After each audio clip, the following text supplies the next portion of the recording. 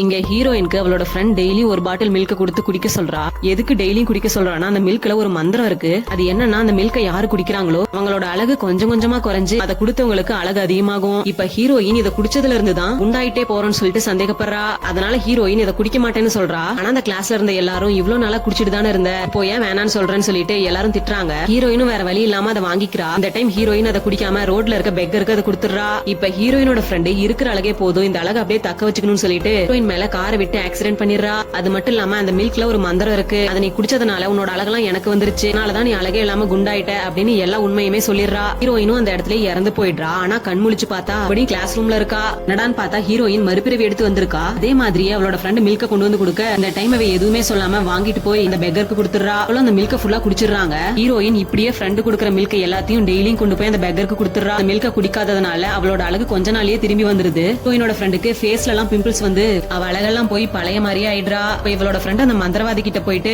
என்னை எப்படியாச்சும் அழகா மாத்துங்கன்னு சொல்லிட்டு கெஞ்சுறா. ஆனா அந்த மந்திரவாதி இவளோட பேராசையை பார்த்துட்டு மறுத்துறாரு.